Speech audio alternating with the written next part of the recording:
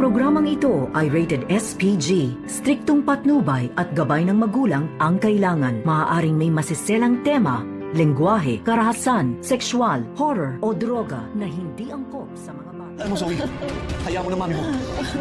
Para huwag ka na madamay. Para di ka na maapektuhan.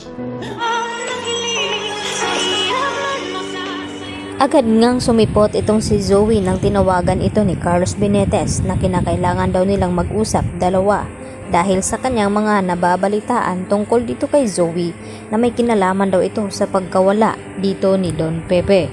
At dito naman na hindi sana sasabihin ni Zoe subalit pilit siyang pinapaamin dito ng kanyang ama na si Doc Carlos. At maya-maya nga bigla na lamang na umiyak itong si Zoe at ang ibig sabihin nito na may kinalaman nga siya sa pagkawala ngayon ni Don Pepe. At dito naman na unti-unti na ngang ipinagtapat ni Zoe na kung bakit daw nila pinadukot at tinago itong si Don Pepe.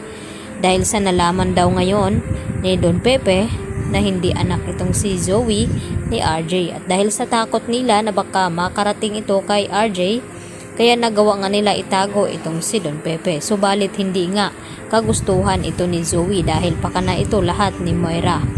At dito naman nagtanong itong si Carlos kay Zoe kung nasaan daw nila itinago itong si Don Pepe at kung buhay pa ba daw ito. At dito naman na sinabi ni Zoe na buhay pa nga itong si Don Pepe dahil hindi naman daw niya kayang mawala ito dahil napamahal na nga siya sa matanda.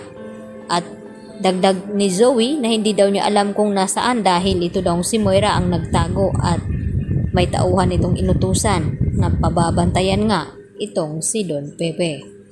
At dahil sa payo dito ni Carlos dito kay Zoe dahil awang-awa daw siya sa kanyang anak, kahit anong mangyari ay anak pa rin daw ni Carlos itong si Zoe at ayaw niya itong madawit sa gulo na pinasukan dito ni Moira. Kaya dito naman na sinabi ni Carlos na kapag nagkabistuhan ay tiyak malaking gulo daw ang mangyayari lalo na sa kanilang mga buhay. Kaya sinabi ni Carlos kay Zoe na dapat hayaan na lamang daw itong kanyang ina at wag nang tulungan ni Zoe nang sa ganon ay hindi ito makakaapekto kay Zoe at hindi siya madamay. Tila tama itong si Carlos at pinapakinggan ito ni Zoe. At dito naman na sinabi ni Carlos na ayusin ni Zoe itong kanyang sarili na huwag magpapahalata dahil nagduda na nga itong si Annalyn na may kinalaman itong si Zoe sa pagkawala dito ni Don Pepe. Kaya agad na niyakap ni Carlos itong si Zoe. Sa kabilang banda, dahil sa ginawa nga dito ni Balahadya, ay agad naman na itawag ito ni Balahadya kay Moira na nagawa na nga ang ipinag-utos nito na pinaghuhukay itong matanda at tuluyan na nga itong pinapatahimik. At nagulat nga itong si Moira dahil wala nga sa usapan nila na iligpit itong matanda at kinakailangan daw itago lamang. At dahil sa takot ni Balahadya na baka makatakas itong matanda ay ito na nga ang kanyang paraan na tapusin na nga ng tuluyan. Kaya madadawit talaga itong si Moira lalo na itong si Zoe.